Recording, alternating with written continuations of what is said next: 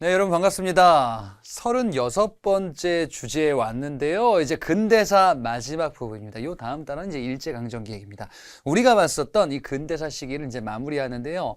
문화 주제와 관련한 내용이 소개가 되어 있습니다.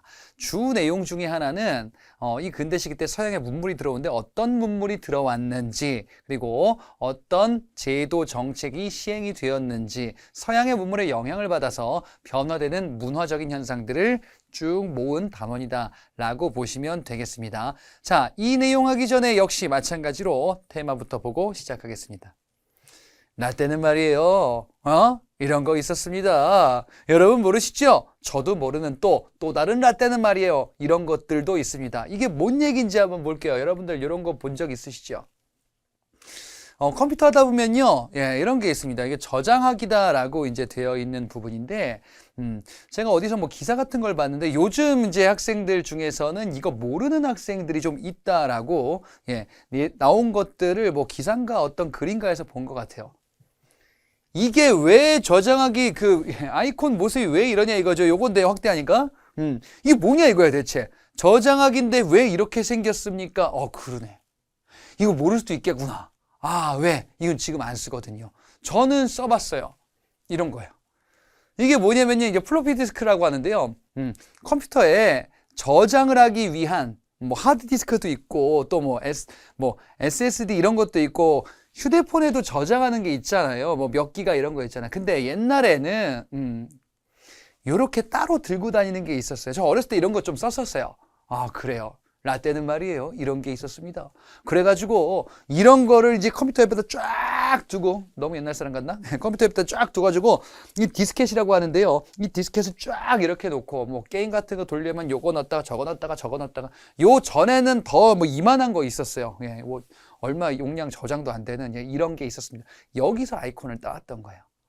그렇구나. 이런 게 있었구나. 여러분이 쓰고 있는 스마트폰, 이런 모습도 언젠가는 나 때는 말이야 이런 거 썼었는데, 혹시 압니까? 나중에 막 홀로그램 나와가지고 그냥 뭐 이렇게 손가락으로 하면서 하는, 나 때는 이런 기기를 들고 했었는데, 그럴 수도 있는 거예요. 조금 더 가볼까요? 예전에 휴대폰은 이런 모습인 것도 있었습니다. 여러분들 뭐 이런 것들은 뭐 쓰신 분들이 좀 있을 겁니다. 화면이 일단 작고요. 누르는 물리 버튼이 있죠. 인터넷이 되는 것도 있었는데 요 시절쯤에 인터넷 누르면은 이제 요금 폭탄 나와. 절대로 누르면 안 되는 이런 게 있었어요. 인터넷은 사실상 안 되는 것과 다름이 없었던 이런 휴대폰이 있었습니다. 조금 더 올라가면은 막 이런 거 있었어요. 이거는 뭐 진짜 막 벽돌 모양의 벽돌처럼 이만하게 생긴 이런 휴대폰도 있었대요. 옛날 거 찾아보면은 뭐 나옵니다. 그러니까 정말 전화만 되는 거죠. 뭐 문자도 사실상 안 된다라고 볼 수 있는 이런 휴대폰 같은, 휴대폰인지 뭔지 모르겠는 이런 것도 있었더라. 근데요, 휴대폰 말고 이런 것도 있었어요. 요거는 제가 학창 시절에 써봤습니다. 요 삐삐라고 하는 무선 호출기인데요. 요거는 이제 휴대폰이라고 하는 게 아니라 통화하는 게 아니죠. 요게 이제 한 요만한 허리에 딱 차는데, 전화로 이제 삐삐 번호에다가 하면은 전화번호가 떠요. 그러니까 나한테 전화를 해달라. 그럼 이걸로 전화를 어떻게 합니까? 공중전화를 찾아서 전화를 하는 거예요.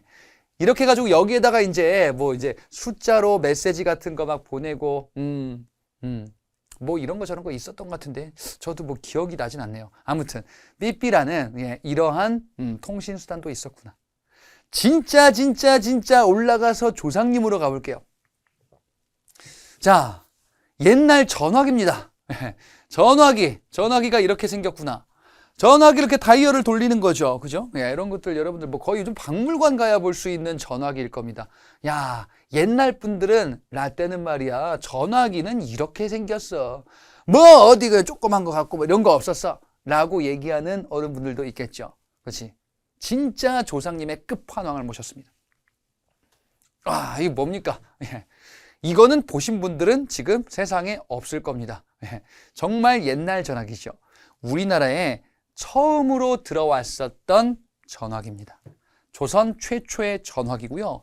당시에는요, 덕률풍이다 이렇게 불렀대요. 덕률풍이 뭡니까? 전화를 영어로 텔레폰을 한자식 발음으로 쓴 거예요. 아, 뭔가 정감 있다. 그죠? 이런 전화기가 들어오기도 했었구나. 아, 그래. 서양 문물이 이렇게 들어와서 지금까지 확대되면서 우리도 이제 기술을 발전시키는 국가가 당연히 된 거죠. 그렇죠. 이 전화기를 썼던 사람은 누굴까? 바로 당시 황제 고종입니다. 고종이 급하게 연락합니다. 여봐라. 김창수의 사형 집행을 당장 중지하라. 이게 무슨 얘기입니까? 김창수라는 사람이 살인 혐의로 체포돼서 사형을 앞두고 있었대요. 고종이 전화로 얘기합니다. 중지하라. 그래? 이 사람이 누굴 죽였나 봤더니 일본인을 죽였대요. 어떤 일본인 죽였나? 우리 국모를 시해한 사람이라고 의심되는 사람을 죽였다. 김창수, 왠지 큰 인물이 될 것 같아. 이 사람의 이름은 김구입니다. 그렇구나. 전화와 관련이 있구나. 자, 그러면 이런 서양의 문물들 어떻게 들어왔는지, 어떤 모습인지 살펴보겠습니다. 먼저 시기를 좀 나눠보려고 합니다. 자, 이게 뭡니까? 자, 제 얘기를 잘 따라와 보세요. 우리가 지금 근대 문물과 관련한 도입 시기를 좀 살펴보려고 하는데, 여러분 교재나 아니면은 공부하다 보면은 이제 뭐 몇 년이고 뭐 해설에도 뭐 그렇게 나와서 이게 어떻게 공부해야 되는지 모르겠다라고 하는 경우가 있어요. 몇 년도에 뭐가 돼 있다. 그러면 이거 숫자를 다 외워야 됩니까? 그렇게 하면 안 돼요. 자, 제 얘기를 따라오세요. 우리가 봤었던 근대 시기의 모습을 네 시기로 한번 구분을 해봤어요. 첫 번째 초기 개화 시기라고 불리는 건데요. 요 초기 개화 시기는 이모군란이 벌어지고 갑신정변이 벌어지기 전까지의 시기예요. 처음 개화 정책을 본격화할 때요. 통리기무화문을 만들고 나서 그 이후에 이제 처음으로 뭐 할 때요. 그때를 1번이라고 할게요. 시기를 덩어리 4개로 나누는 거예요. 두 번째, 갑신정변이 벌어지죠. 이게 뭐예요? 갑신정변, 급진기아파 개화당 세력이 일으켰었던 그 쿠데타 정변이죠. 그리고 시기가 지나서 갑오기역, 을미기역 이런 사건들이 쭉 있는데 요 사이에 무슨 이런저런 얘기들이 좀 있는데요.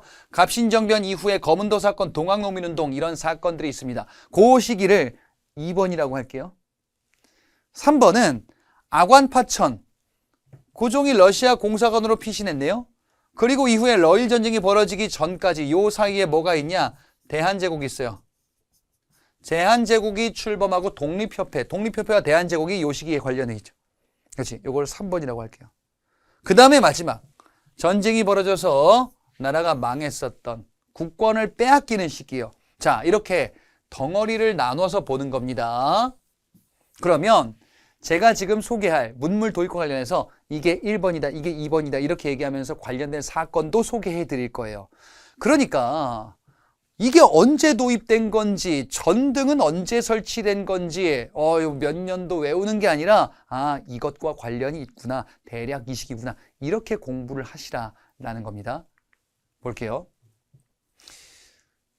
전기, 교통, 통신시설, 이런 것들 나오는데, 보세요. 경복궁의 전등 설치 1887년, 한성 전기회사 1898년, 서울 인천 간에 전신 가설했다 1885년. 뭘 외울 거예요? 연도 숫자를 외울 거예요? 그렇게 하는 게 아니라고요. 자, 전등 얘기부터 한번 해볼게요. 전등이 뭡니까? 지금은 보통 이제 LED 전등, 전구 이런 것들 쓰는데 옛날에 이제 백열등을 썼었죠. 예, 어둠을 밝히는 이 발명품. 어두워도 불을 비출 수 있는 이 전등. 이 전등이 가설된 시작, 그 시기가 언제냐? 바로 전등 가설은 2번 시기와 관련이 있어요. 왜 그러냐? 자, 요 2번 시기에 그 전에 이모군란과 갑신정변이 2번 전에 있었어요. 이모군란과 갑신정변이라는 사건이 있은 다음이 2번 시기예요. 그러니까 궁에서 무섭잖아요. 밤만 되면은 또 웬 괴한들이 무슨 정변이든 무슨 난이든 일으키면 어떡해? 그러니까 밤에도 밝힐 수 있는 빛이 있으면 좋지 않을까요? 2번 시기와 관련이 있습니다. 예, 2번 이렇게 써놓을게요. 전등. 갑신정변 이후 시기와 관련이 있습니다.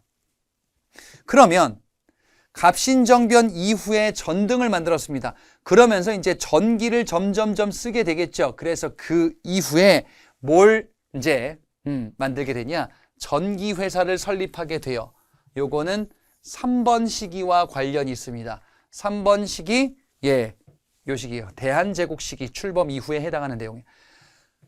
전등을 만들고 전기 수요가 늘어나니까 그 이후에 전기 회사를 만들겠다. 그죠? 한성 전기회사입니다. 그리고요. 전신의 가설은 2번 시기와 관련이 있습니다. 왜? 갑신정변이 벌어진 이후에 청과 일본이 우리나라 문제에 대해서 관심을 갖고 그 지역의 여러 가지 그 소식들을 빠르게 알고 싶어. 왜? 갑신정변을 계기로, 이모군란과 갑신정변을 계기로 청과 일본은 조선에 대해서 야욕을 드러냈거든요. 그래, 소식을 빨리 알아야겠다. 전신의 가설 2번 시기와 관련이 있습니다. 세 번째, 전차. 전차를 가설하는 거는요, 요렇게 보시면 됩니다. 자, 교통문물은 요렇게 가요. 교통문물은 철도 얘기를 중심으로 하면 되거든요. 3번, 4번 사이에 걸쳐 있습니다. 3번 대한제국 시기에 교통 얘기가 있어요. 철도 얘기가 있는데 처음에는 전차입니다. 전차를 시작으로 짧은 철도들이 나올 거예요. 그래서 경인선은 서울에서 인천 가는 철도예요. 그리고 러일 전쟁을 계기로 경부선과 경의선이 나올 거예요. 요거는 서울에서 부산까지, 서울에서 북한 쪽 신의주까지 가는 긴 철도예요. 그래서 짧은 철도에서 긴 철도로 간다. 이게 3, 4번과 관련이 있고요. 철도가 나오려면 일단 대한제국이 출범해야 돼요. 철도가 다닐 때에는 고종이 황제다라고 개념을 잡아두시면 돼요. 자, 그래서 전차 가설은요, 대한제국 시기 3번에 해당합니다. 그 다음에 철도. 최초의 철도 경인선. 경인선은 서울에서 인천이에요. 서울에서 인천은 가깝잖아요. 짧은 게 먼저라는 거예요. 전차는 뭡니까 그러면은? 전차는 서울 내에서 근처를 이동하는 일종의 지하철이 지상에 있다라고 보시면 돼요. 경인선은 짧은 철도죠. 그지? 그러니까 요거는 3번 대한제국 시기인데 러일전쟁 전이에요. 경부선과 경의선은 서울에서 부산까지 멀잖아. 서울에서 신의주까지 북한 중국 쪽 끝이거든요. 그러니까 남북으로 관통하는 철도야. 지도를 한번 그려볼게요. 자, 여기 한반도 지도가 있거든요. 경인선이 요겁니다. 짧잖아요. 경부선이 요거예요. 길잖아. 경의선이 요거예요. 길잖아요. 그러니까 짧은 거는 3번, 긴 거는 4번으로 넘어갑니다. 근데 요 긴 철도는 러일 전쟁과도 관련이 있어요. 일본이 러일 전쟁을 일으킵니다. 그러면서 러시아랑 전쟁하죠. 그리고 일본은 물자를 실어나르면 되겠다. 철도 부지를 확보하고 남북으로 관통하는 철도 개설을 빨리 추진해요. 일본이 그래서 빅피처를 그린 거야. 언젠간 한반도뿐 아니라 만주까지도 침략한다. 그 기반, 약탈 기반 시설을 만든 게 경부선과 경의선이 되는 겁니다. 다음에 우편. 우편은 우정총국. 이거는 기억나시죠? 갑신정변이 우정총국 개국 연 때 있었던 모습이었다라는 거. 그리고 이후에 우편 정책들이 이어질 건데요. 참고로만 보고 넘어가시기 바랍니다. 그래서 요 내용들 지금 소개해 드렸습니다. 다음 보겠습니다. 의료시설. 의료시설은 광해원이라는 게 처음 세워지는데 요거는 2번 시기와 관련이 있습니다. 2번 시기가 갑신정변부터 을미개혁까지거든요. 근데 요거는 요건 사건을 제가 좀 말씀드릴게요. 자, 1885년 요 바로 전해에 무슨 일이 있었냐? 갑신정변이 있었어요. 갑신정변 그 다음 시기예요. 갑신정변을 왜 말씀드리냐? 갑신정변 때 급진개화파들이 누구를 공격했어요? 급진개화파들이 입헌군주국가를 만들겠다. 우리 개화당이 민시 외척 세력들을 쫓아내고 처단하겠다. 이게 갑신정변이었잖아요. 그래서 민시 외척 세력들이 피해를 입어요. 당시 미국인 선교사 알렌이라는 사람이 우리나라에 들어와 있었거든요. 민시 외척과 친분이 좀 있었어요. 그런데 갑신정변으로 중상을 입은 거예요. 한 사람이. 예. 민씨 외척 인물이 큰 상처를 입은 거예요. 이 알렌이 봐서 어떡하냐? 메스. 메스. 수술을 막 합니다. 이분이 뭔데? 원래 의사였었어요. 이 알렌이 말이죠. 수술을 성공적으로 끝냅니다. 그래서 어떻게? 살려내요. 갑신정변에서 부상을 입었었던 사람을 살려냈다. 그래서 명성황후가 부릅니다. 우리 친척을 살려줘서 고맙다. 그래서 소원을 말해봐. 알렌이 얘기합니다. 제가 조선에게 뭔가 좀 도움은 좀 주고 싶은데요. 그래서 물론 영어로 했겠죠. 그래서 조선의 의료기관을 만들어서 좀 활약 좀 하고 싶다. 오랜만에 좀 해보니까 좀 근질근질 하셨나 봐요. 광해원이라는 의료기관을 만드는 거예요. 최초의 서양식 의료기관 병원 같은 곳이에요. 요거는 이후에 제중원으로 이름이 바뀌고 뭐 세브란스 병원 이렇게 이어지기도 합니다. 그래. 이게 뭐다? 최초의 의료 광해원. 그럼 시기를 만약에 물으면 뭐라고 하면 돼요? 갑신정변 그 다음 시기예요. 그래서 제가 지금 말씀드린 시기를. 자, 정부의 기관들이 있는데요. 요 세 가지는 시기가 다 같습니다. 이게 언제냐? 첫 번째 1번 시기, 즉 이모군란부터 갑신정변 벌어지기 이전, 이모군란 이후, 갑신정변 이전, 요 시기에 해당합니다. 이때 정부가 기구를 만드는데요. 화폐의 주족이고 쩐을 만드는 전환국, 무기를 제조하는 기기창. 이건 봤는데요? 기기창? 어서 보지 않았나? 기기창은요, 청에 갔던 사신단인 영선사가 이제 청나라가 근대 무기 만드는 걸 보고서 우리도 이런 거 만들어야겠다라는 기관을 만든 게 기기창입니다. 그리고 방문국이라는 기관을 만드는데요. 이 방문국은요, 근대 인쇄 조직이에요. 정부의 어떤 그 인쇄물들을 만드는 기관이에요. 출판입니다. 인쇄 출판이에요. 이 방문국에서 그래서 뭔가를 인쇄합니다. 그 뭔가가 신문이에요. 근대 최초의 신문인 한성순보를 발행합니다. 이게 다 같은 해거든요. 숫자로 하면 잘 안 외워진다. 뭐라고 하냐? 사건으로 기억하시면 돼요. 이모군란부터 갑신정변 이전까지 요 시기에 해당한다. 요게 바로 전환국, 기기창, 방문국, 그리고 한성순보라는 최초의 신문이 되겠습니다. 자, 근대 건축물들이 또한 만들어지는데요. 독립협회가 주도해서 만든 건축물이 있었죠. 이거 봤었는데 독립문이라고 있었죠. 독립협회에 만들어지는 요 시기와 관련이 있겠구나. 이렇게 생긴 거 기억나시죠? 그래요. 이게 독립문이었습니다. 이거 만들려고 건설자금 마련하고서 독립협회 만들었던 거죠. 독립협회 관련된 시기. 요게 언제 시기냐?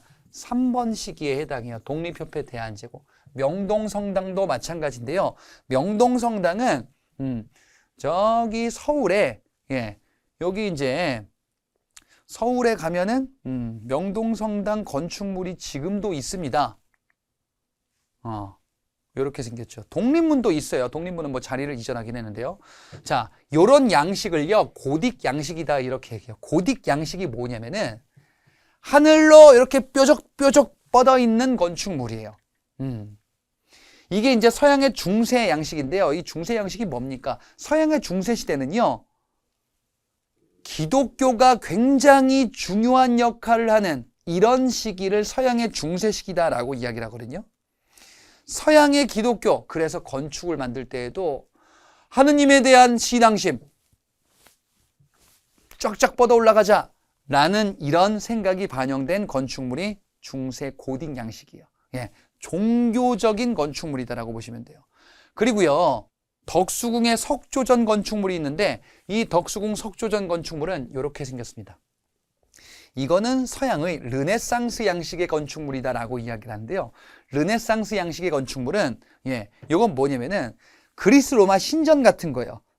기독교 건축 이전 그리스 로마 시대 때 건축물인데요. 신전처럼 지은 겁니다. 이게 르네상스 양식 건축물. 근데 이 덕수궁 석조전은 슬픈 비밀이 있습니다. 여러분, 이 덕수궁이라는 게 대한제국의 전궁이에요. 원래는 경운궁이었고 고종이 아관파천 러시아 공상 갔다가 돌아온 게 경운궁이에요. 이게 나중에 이제 덕수궁으로 이름이 바뀐 거거든요. 이 덕수궁 석추전은 대한제국이 정말 심혈을 기울여 만든 건축물이에요. 경운궁, 즉 이 덕수궁에 좀 중심이 되는 건축물을 만들어야겠다. 우리도 서양처럼 강해져야겠다. 서구식 의리의리한 건축물을 만든 거예요. 이게 석조전이에요. 근데 이 덕수궁 석조전은 제대로 써보질 못해요. 왜냐? 이거 완공되던 해가 대한제국이 망하던 해예요. 아하. 이 건축물은 그래서 아주 비운의 건축물로 남아 있습니다. 대한제국을 상징하는 건축물이에요. 아이러니하게도 멸망했을 때 완공된 건축물. 그래서 대한제국 상징 건축물이 됐죠. 망했구나. 그래서 요거는 대한제국이 멸망하는 4번 시기에 해당합니다. 덕수궁 중명전은 을사늑약이 체결된 건축물인데요. 요건 더 비운의 건축물이 또 되겠죠. 아무튼 이런 건축물들. 그래서 독립협회 명동성당 덕수궁 석조전 시기를 중심으로 말씀드렸습니다. 이번에는 근대 신문들을 볼게요. 자, 신문 앞에 하나 봤는데요. 한성순보 봤습니다. 시기는 첫 번째 시기에 해당한다. 언제라 그랬냐? 이모군란과 갑신정변 그 사이 시기에 발행된 거예요. 한성순보. 갑신정변 발발로 중단되거든요. 그래서 그 시기에 해당합니다. 자, 이 한성순보는요. 앞서 본 것처럼 방문국에서 발행했다. 방문국도 요 시기에 해당한다 그랬어요. 그런데 한성순보는요. 정부가 발행한 근대 최초의 신문인데 뭘 알리고 싶은 거예요, 정부가. 우리가 이런 정책하고 있어. 그리고 외국에서는 이런 일이 있어. 라는 근대의 여러 가지의 문물과 상황을 전하기 위한 이런 신문이 바로 한성순보였었던 겁니다. 그런데 주로 정부 관리들이나 좀 글을 많이 알고 있는 지식인들 사이에서 요거를 보게 되거든요. 무슨 글자로 쓸 거냐? 뭐긴 한문으로 써야지. 지식인들의 주 글자가 활용하는 글자가 한문이었거든요. 그래서 이 신문은요, 순 한문 신문으로 간행하게 되는 정부가 만든 신문이에요. 관보예요.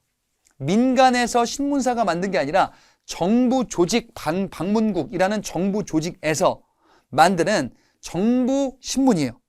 관공서에서도 나오잖아요. 지방자치단체에서 나오지 않나요? 무슨 구 또는 무슨 시에서 이런 거 저런 거 뭐 소식지 나오잖아요. 보면은 이제 막 우리 구가 이런 걸 하고 있습니다. 우리 시가 이런 걸 하고 있습니다. 그럼 시장 나와가지고 막 이제 뭐 좋은 얘기 막 이런 걸 막 써놓고 있는데 그런 거예요. 이게 한성순보.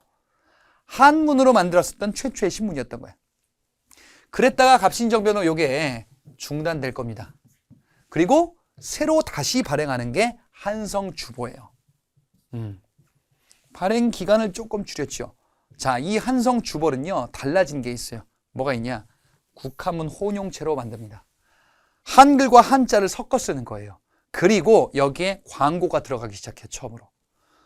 광고가 있다라는 거는 신문이 관련된 비용을 충당할 수 있다라는 거죠. 언론은 대체로 광고로 먹고 살잖아요. 이게 나온 게 한성주보입니다. 자, 요거는 두 번째 시기에 해당해요. 이게 언젠데요? 갑신정변 이후부터 을미개혁 시기까지 그 시기에 해당합니다. 그리고 독립신문. 독립신문 언제겠어요? 독립협회와 관련되어 있으니까 세 번째 시기에 해당하겠죠. 아관파천부터 독립협회 대한제국, 러일전쟁 전까지 시기예요. 자, 이 독립신문은 누가 만들었냐? 외국 사람이 만듭니다. 한국 사람 같은데요? 아니, 미국인인데요? 아예 한국인 맞으시잖아요. 한국계 미국인 서재필, 필립 제이슨, 미국 시민권자가 됐었던 이 서재필. 이 서재필이 정부 지원을 받아서 만들었던 최초의 민간신문이에요. 정부의 지원, 재정 지원이 있긴 했었어요. 정부 홍보 정책을 좀 홍보를 해달라는 거죠. 하지만 민간을 중심으로 만든 최초의 신문입니다. 자, 이 독립신문은 독립협회 활동과 관련이 있죠. 이 독립신문은요, 민간에게 알리겠다라는 목적을 바탕으로 하고 있어요. 민간에게 우리의 개화 정책을 알리자. 정부의 정책도 알리자. 그래서 백성들이 읽기 쉬운 글자를 쓸 겁니다. 뭘 쓰면 될까요? 한자? 아이, 좀 어렵잖아. 한글로 만드는 겁니다. 최초의 순 한글 신문이에요. 예, 한글로만 쓴 겁니다. 그러니까 여러분 독립신문에서 한글로 편찬하니 여기서 이제 고민하기 시작하는 거예요. 뭐 한글 맞춤법을 어떻게 하는 게 맞는 거지? 라는 거를 본격적으로 고민하기 시작할 겁니다. 그리고요, 필립 제이슨, 서재필, 미국 시민권자예요. 한편으로는 외국에게도 알려야겠다. 왜? 우리 자주 독립국가다라는 걸 알리고 싶은 거예요. 영문판도 함께 발행합니다. 한글판, 영문판 같이 있는 게 바로 독립신문이 되겠습니다. 그래서 외국에게도 알리겠다. 뭐 자주 독립국가임을 알리고자 하는 거예요. 이게 세 번째 시기, 독립협회 활동하는 시기에 주로 발행이 되겠죠. 독립협회 대한제국, 즉 러일전쟁 전까지입니다. 그리고 이 시기는요, 고종이 황제에 취임했었던 대한제국 시기죠. 황제에 취임했습니다. 황제, 황성신문, 제국신문, 이 신문들은요, 세 번째 시기에 발행돼서 쭉 이어질 겁니다. 네 번째 시기까지요. 예. 자, 제국신문은 부녀자 일반 서민에게 인기 있었던 이런 한글 발행 신문이고요. 황성신문은요, 좀 배운 유생층들 중심으로 읽히게 될 건데, 이 황성신문이 여기에 중요한 논설글이 실리게 됩니다. 장지연의 시일야 방성대국, 이거 기억나시죠? 을사늑약 체결에 저항했었던 이날을 목놓아 통곡한다라는 글입니다. 동포여 동포, 죽었는가 살았는가, 정부 대신이란 작자들이 나라를 넘겼다. 그래서 이제 우리는 멸망하게 되겠구나. 을사늑약, 외교권을 빼앗겼었던 이 을사늑약 체결에 저항했었던 그 글이 시일야 방성대국인데 황성신문에 실린 글이기도 합니다. 자, 그리고 가장 중요한 신문입니다. 바로 대한매일신보. 네 번째 시기, 러일전쟁 발발 그 이후 시기와 관련이 되어 있는, 그때 발행돼서 널리 읽혔었던 가장 막강한 영향력을 끼쳤던 신문이 대한매일신보입니다.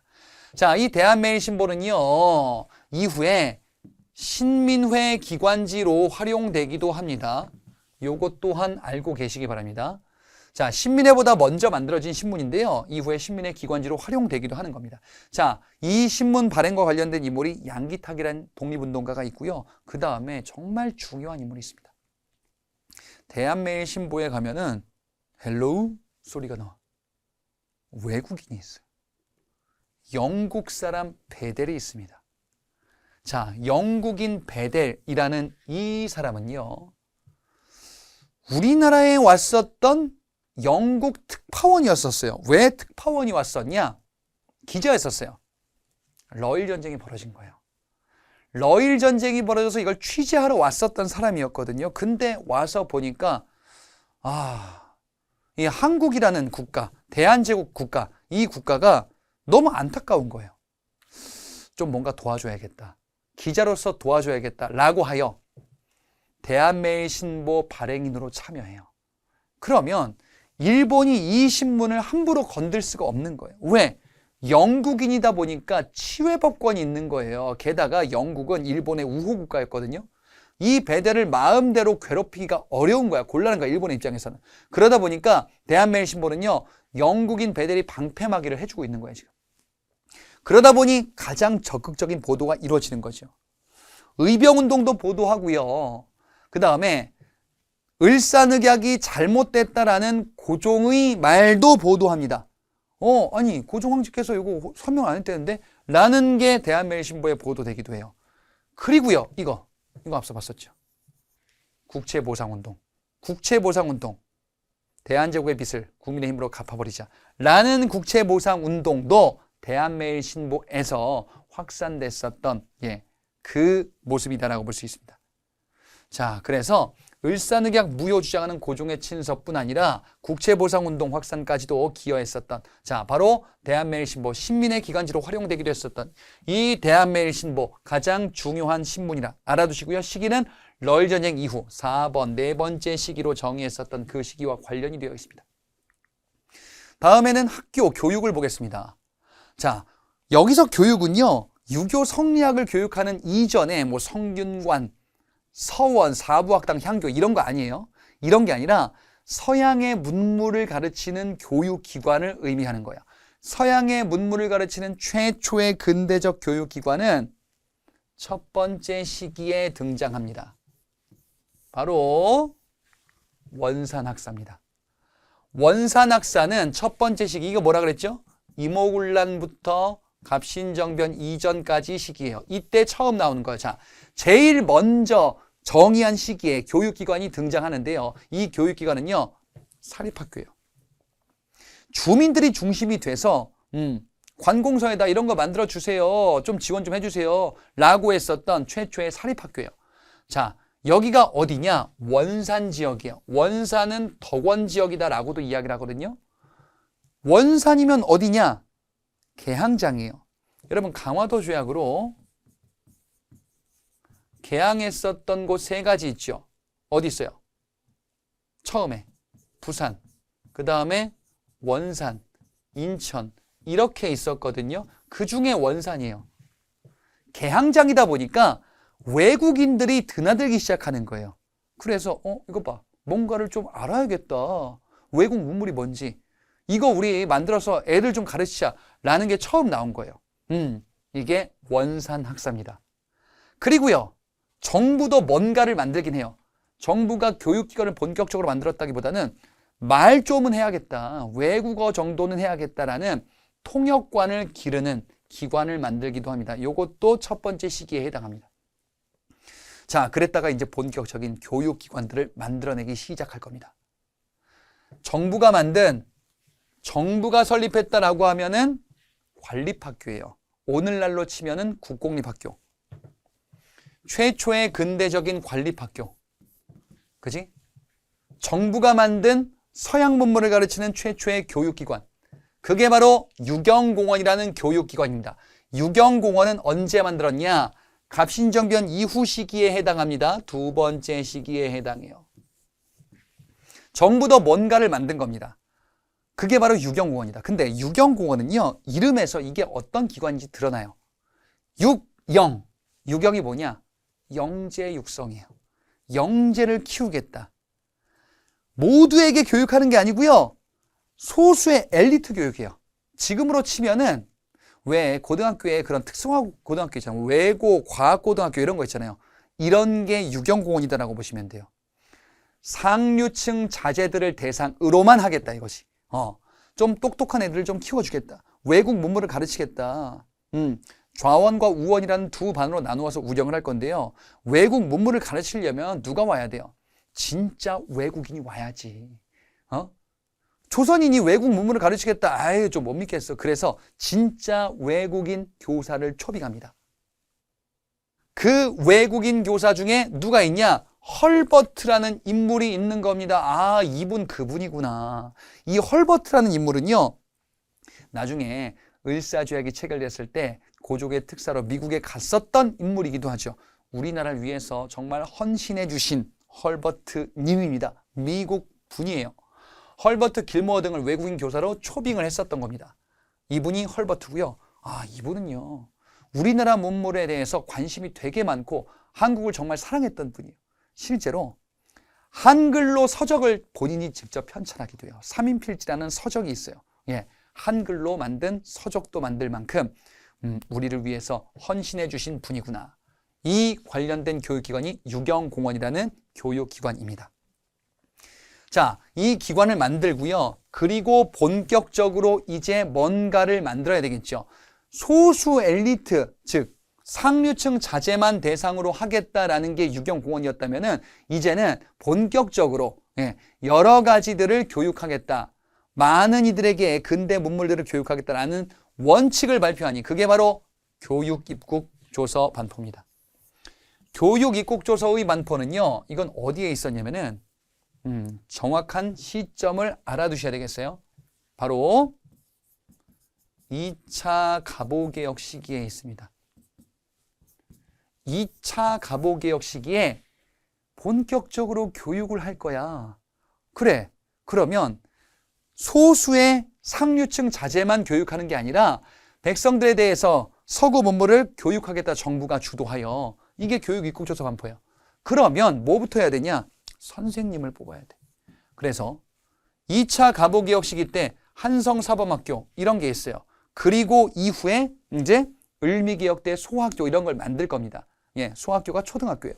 예, 그래서 교육 정책을 정부가 이제 지금 이렇게 주도를 하고 있다라고 보시면 됩니다.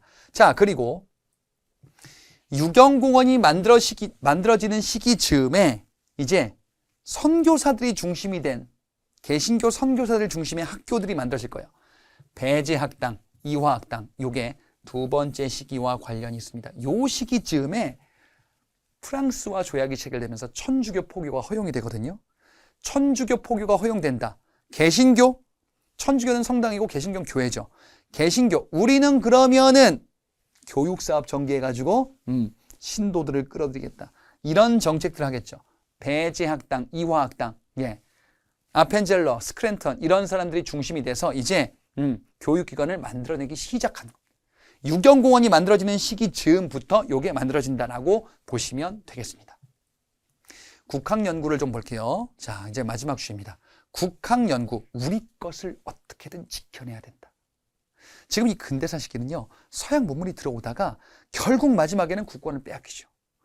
국권을 빼앗기는 시기 때 문화의 관심사는 뭐냐? 어떻게 하면 우리의 문화를 지켜낼 수 있을까? 지켜내야만 하죠. 지켜내보자. 뭐? 말을 지켜야 돼요. 말과 글을 잃으면 민족성의 거의 절반 이상이 날아간다라고 볼 수 있지 않을까요? 그렇잖아요.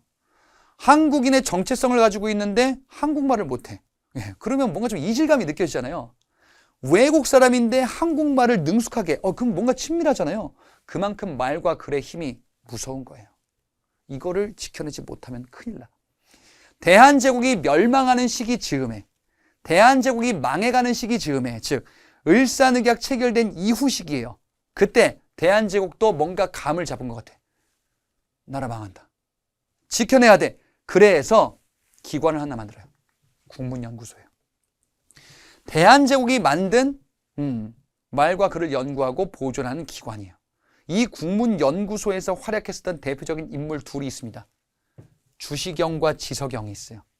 이 사람들이 이 한글을, 우리의 한글, 우리의 국어를 발전시키고 보존하는 국어학자 1세대 관련된 인물들이에요. 주시경과 지석영. 이분들의 노력이 없었으면 큰일 날 뻔했어. 국문연구소입니다. 그리고요, 역사도 연구해야 돼요. 자, 지금 나라를 빼앗기는 시기 즈음에 해당이에요. 대체로 다 4번 시기 즈음에 해당합니다. 지금 러일전쟁 이후 시기와 관련이 있어요. 이 국사연구, 역사를 어떻게 바라볼 수 있을 것인가? 예, 나라를 빼앗기는 시기 때 이전의 선조들은 위기를 어떻게 극복했을까? 이순신께서는, 을지문덕께서는 어떻게 극복했을까? 위인전기들을 편찬하는 거예요. 외국은 어떻게 이 위기를 극복하거나 망했을까? 외국의 역사도 참고하는 겁니다. 자, 그래서 지금 당시의 역사서는요, 이런 위인전기, 그 다음에 외국의 역사, 이런 것들을 중심으로 하여 연구를 하게 된다라고 보시면 되겠습니다. 문학과 관련해서 서양의 문물이 들어오니까 이전에 우리의 문학도 조금씩 바뀌게 되는구나. 이인직의 혈해누, 안국선의 금수회의록 이런 것들은 새로운 형태와 주제의 소설들을 의미해요. 서양 방식의 소설들이 연구되고요. 이런 것들이 집필되기도 한다. 시 역시 서양 방식의 그 시가 나타나기도 하는데 최남선의 해에게서 소년에게가 대표적인 시이기도 합니다. 그리고요, 예술로서는 서양의 연극, 서양 방식의 연극, 이런 공연도 있구나. 우리는 판소리, 탈춤, 이런 거 위주였는데 서양은 이런 식으로 공연 예술을 만들어내는구나 라는 것을 파악할 수도 있어요. 그래서 이런 것들을 우리가 공연하자라는 공연장이 만들어집니다. 서양식 극장인 원각사, 이것도 나라가 망해가는 시기에 해당합니다. 나라가 망해가는 시기에 우리 문화를 어떻게든 지켜내야 된다라는 위기의식이 있었나 봅니다. 그래서 이런 마찬가지로 연극이라든지 앞서 국어, 국사 연구 이런 것들이 지금 성행하면서 우리 민족의 애환을 달래자, 우리 민족의 문화를 지켜내자라는 운동들이 이렇게 전개되는구나. 하지만 안타깝게도 국가는 멸망하고 일제강점기로 넘어가겠죠. 이런 문화와 관련된 내용들을 쭉 정리했는데요. 시기와 맞물려서 같이 한번 파악해 주시는 노력을 기울여 주시길 당부드리면서 이론 강의 마무리하고요. 문제풀이로 넘어가도록 하겠습니다. 자, 근대 시기 문화와 관련한 내용, 이 근대 마지막 단원 문제들을 살펴보면서 마무리를 해보도록 하겠습니다. 1번 문제입니다. 밑줄근 이곳이 운영되던 시기에 볼 수 있는 모습이다. 자, 이곳이 무엇인가를 파악해야 되겠습니다. 우리나라 최초의 근대식 병원이라고 합니다. 최초의 근대식 병원. 이것이 무엇인지를 파악해야 되겠지요. 의사로 근무하셨던 어떤 분에 대한 내용인데요. 지금 여기서 얘기하는 이곳은 최초의 근대식 병원인 광해원입니다. 자, 이 광해원은 최초의 병원으로 알려져 있는데 요게 시점이 언제냐? 앞서 4가지 시기로 나누어서 봤었어요. 근대 문물 도입과 관련해서요. 그 중에 광해원은 여기 있다라고 봤었어요. 때는 1880년대 중반에 해당하거든요. 자, 요걸 다시 한번 정리해 볼게요. 첫 번째 시기는 이모군란에서 갑신정변 요 사이 시기를 정의했었습니다. 그래서 이모군란 그리고 갑신정변이 벌어지기 전 요 사이 시점이에요.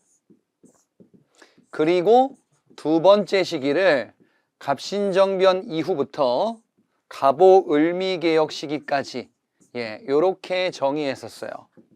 그리고 세 번째 시기는 아관파천 요 시기부터 대한제국 시기, 즉 러일전쟁 벌어지기 이전까지를 정의했었고요. 그리고 네 번째 시기는 러일전쟁 이후부터 나라를 빼앗겼었던 국권 피탈 시기까지 이렇게 정의했었습니다. 갑신정변 1880년대 중반, 을미개혁 1890년대, 그리고 러일전쟁은 1900년대 중반에서 1910년 일제강점기 전까지. 자, 요렇게 시기를 나누었는데 지금 광해원은 어디라 그랬어요? 갑신정변 요 직후쯤이라 그랬어요. 갑신정변 직후쯤. 이거 어떻게 했었냐? 광해원 설립에 관여했었던 알렌이 있었네요. 자, 이 알렌. 여기 있네. 자, 이 알렌은 갑신정변에서 피해를 입었었던 민씨 외척들을 치료해주면서 당시 조선이 명성황후가 이를 지원하기도 했었다라고 봤었죠. 자, 따라서 시점이다라고 하면은 갑신정변 그 다음이에요. 따라서 3번의 내용은 답이 될 수 없죠. 우정총국 개국 축하연에 참석하는 외교관이다. 우정총국 개국 축하연은 갑신정변 얘기하는 거거든. 갑신정변, 우정총국 개국 축하연 때 갑신정변이 벌어졌잖아요. 요 다음에 광해원이 설립되었단 말이죠. 자, 따라서 3번은 광해원이 운영되는 시기가 아니라 광해원이 운영되기 직전에 벌어졌었던 사건, 갑신정변이었네요. 자, 1번에 배제학당에 입학하는 학생이다. 선교사들의 각종 학교들은 요 2번 시기 때 등장한다라고 봤었습니다. 배제학당, 아펜젤러의 배제학당, 스크랜턴의 이화학당, 언더우드의 경신학교, 이런 학교들 1880년대 중반 여기 시점에 등장하거든요. 연도를 외울 필요까지는 없는데 1880년대 요 10년 단위로는 대략적으로 파악하시면 나중에 정리하기 좀 유리할 겁니다. 자, 그래서 요 두 번째 시기에 들어가긴 하는데 그러면 광해원 설립 이후일까? 가능할 것 같기도 하고 아닐 것 같기도 하고 나머지를 보자. 이번에 영선사 일행으로 청해 가는 생도다라고 돼 있어요. 영선사는 더 이전에 있었던 일이에요. 영선사로 파견됐었던 김윤식이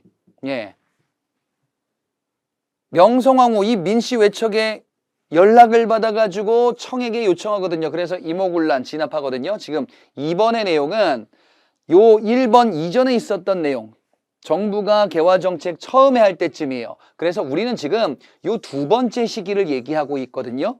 우물 도입 관련해서. 그런데 요 더 전에 있었던 얘기를 하고 있으니까 요거는 답이 될 수가 없겠다. 자, 4번에 연무당에서 일본과 조약을 체결하는 관리래요. 일본과 조약이다. 그러면 요거는 뭐냐? 요건 강화도에서 체결하는 거거든요. 강화도 연무당이라는 곳인데, 자, 요거는 강화도 조약이에요. 강화도 조약은 저 앞에 있잖아요. 1870년대에 있잖아요. 요 이모군란보다 훨씬 더 전에 있단 말이지.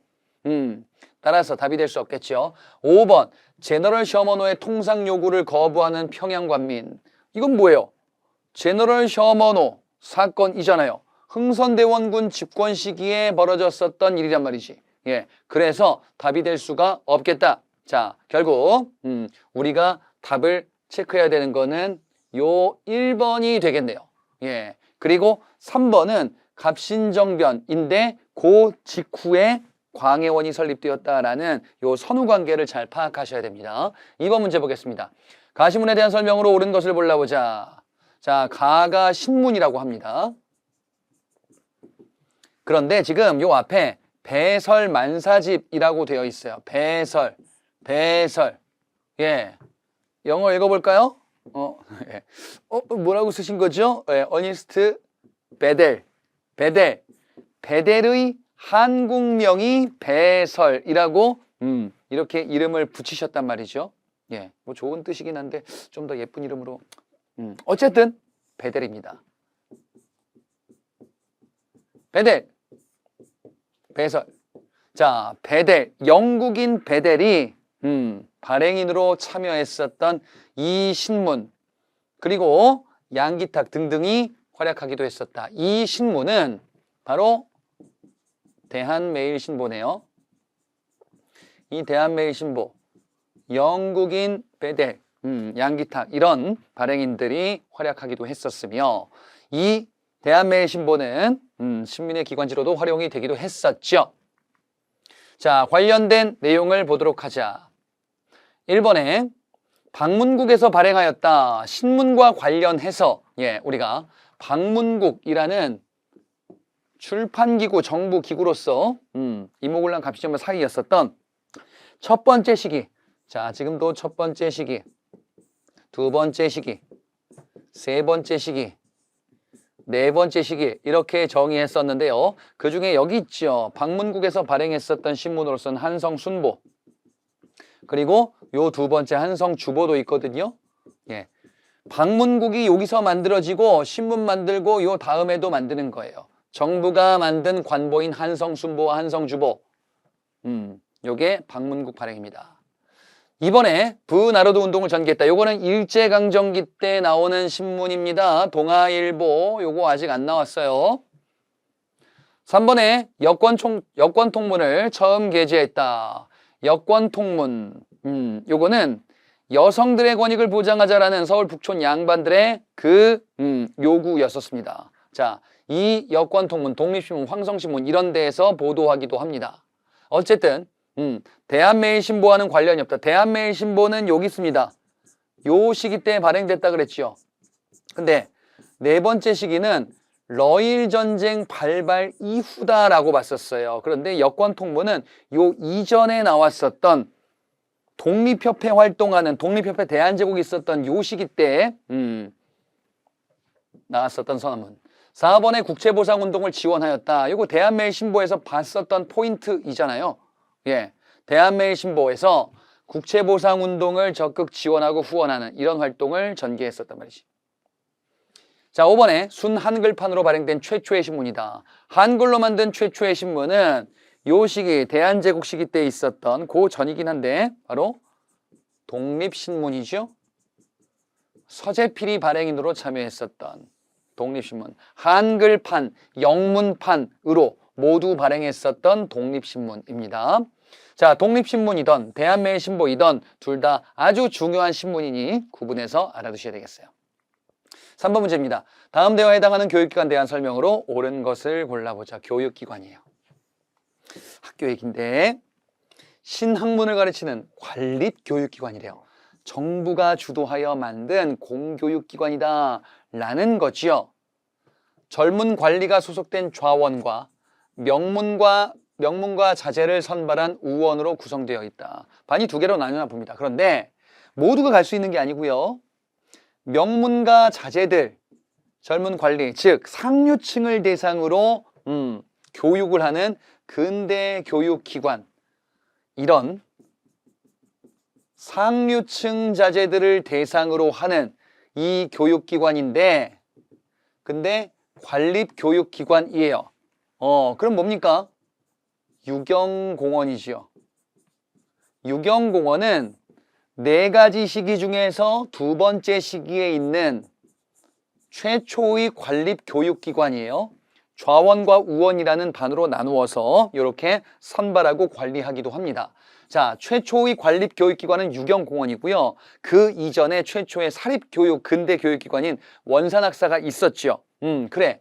유경공원을 정부가 만들고 나중에 한 10여 년 후에 최초의 근대교육을 명문화했었던 선언, 바로 교육입국조서를 1894년 2차 갑오개혁 때에 발표하기도 한다라는 걸 봤었죠. 자, 그러면 지금 우리가 얘기하는 거는 유경공원인데요.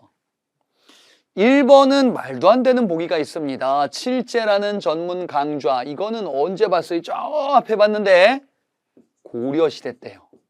야, 이거 너무 앞이다. 고려시대 때 칠제와 양현고, 관악을 장려한다. 관악진흥책이라는 주제에서 나왔었습니다. 예종이라는 왕 때 칠제와 양현고라는 교육기관, 이런 교육 정책을 시행했다. 이번에 조선 총독부 탄압으로 폐교되었다. 조선 총독부 없다 그랬어요. 요거는 일제강점기 가야 등장하는 조직. 3번에 교육입국조서 근거하여 세워졌다. 자, 다시 첫 번째 시기, 두 번째 시기, 세 번째 시기, 네 번째 시기 이렇게 나눴을 때 지금 보는 유경공원은 두 번째 시기에 있습니다. 근데 요거는 상류층 자제들을 대상으로 교육하는 것이고 이제 국민들을 대상으로 많이 선발하겠다라는 선언. 교육입국조서가 있죠. 교육입국조서는 2차 갑오개혁 시기죠. 그래서 이후에 뭐예요? 2차 갑오개혁 때 한성 사범학교 그리고 을미개혁 때 소학교 이런 거 만들죠. 그 이후다. 그러니까 교육입국조서에 근거하여 세워졌다라고 하면은 뭐가 나와야 하냐면요. 한성 사범학교 그리고 이후에 소학교 이런 것들이 등장을 해야 돼요. 그 이전에 있었던 상류층 자제 시범학교였다. 4번에 주요 건물로 대성전과 명륜당을 두었다. 요거는 조선시대 때 성균관 얘기하는 거예요. 또는 지방의 향교, 유학 교육기관들이잖아요. 이거는. 자, 5번이 정답이죠. 서양인들, 헐버트, 길모어, 벙커 이런 인물들이 서양인 교사로 초빙이 될 겁니다. 서양의 신학문을 가르치기 위해서 직접 초빙까지 한 겁니다. 유경공원의 특징이었었어요. 4번 문제 보겠습니다. 가 인물에 대한 설명이다. 자, 이분은요. 국어 연구에 앞장서셨어요.